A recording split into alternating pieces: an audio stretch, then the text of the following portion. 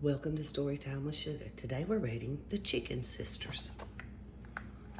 Violet, Poppy, and Babs were sisters.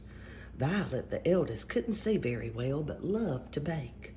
She had to squirm to see the dial on the oven, so the sunny kitchen in their little yellow house was often filled with smoke. "Boy, do I love to bake," she would say. Poppy and Babs always ate Violet's cookies and cakes. "Yummy," Poppy would say, delicately wrapping the burnt edges in her napkin. "Scrumptious," said Babs, pecking gently past the parts that were burnt. It made Violet happy to know her sisters liked her baking. Poppy, the middle sister, loved to knit. She knit hats with chin straps, turtleneck sweaters with pom-poms, and covers for the lamps. "Boy, do I love to knit," she would say. She gave all the sweaters she made to Violet and Babs. It made Poppy happy to know her sisters liked her knitting. Babs, the youngest, couldn't hear very well, but she loved to sing. She sang in the shower. She sang at Harriet's House of Hair, where she worked as a hairdresser. She even sang in bed. "Boy, do I love to sing," she would say. Babs sang off key, but Poppy and Violet always applauded. It made Babs happy to know her sisters liked her singing. But the neighbors were not happy. Bill and Tessie complained about the smoke, the Fontinis complained about the noise, and the Fontini twins complained about the itchy wool hats Poppy gave them. Whenever the neighbors played bridge, they discussed the sisters. "There must be something we can do," Mrs. Fontini would say, but they could never think of anything. One day, an old wolf moved into the neighborhood. He couldn't wait to visit all of his new neighbors. Bill and Tessie were so scared they stopped going outside. The Fontinis were scared too. When they went out, they disguised themselves in Halloween costumes. Mrs. Fontini dressed as a Martian.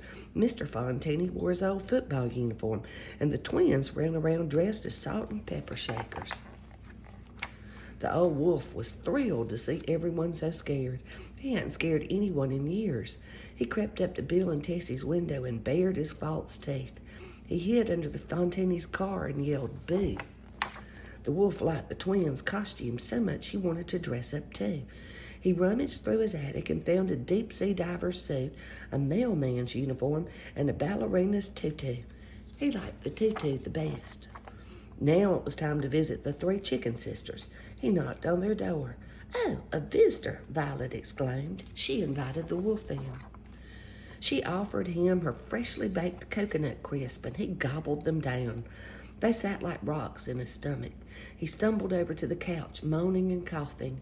"Oh my, you don't look well at all," said Poppy, pulling out a tape measure. "What you need is a nice sweater." She measured his arms and chest. The wolf just lay there. He closed his eyes. At that very moment, Babs started to belt out her favorite song, "Puppies, Piglets, and Pumpkins Too." "Doesn't she sing beautifully?" Poppy asked, still measuring. The wolf tried to crawl to the door to get away, but he got tangled in Poppy's knitting. At that moment, Bill and Tessie and the whole Fontini family barged into the house. They finally decided to complain about the singing and the smoke, but when they saw the wolf, they froze. "That's the mean old wolf," gasped the Fontini twins. "I'm not mean," the wolf cried. "I was just having fun." "Fun? But you scared us," said the twins. "Please let me go," the wolf pleaded. "I'll leave town. I'll even move in with my mother." So the wolf went off to live with his mother in Atlantic City. And the three sisters invited everyone to a party in their little yellow house. Violet made cakes and cookies. Babs sang. Poppy measured their heads for hat. And their neighbors didn't complain at all.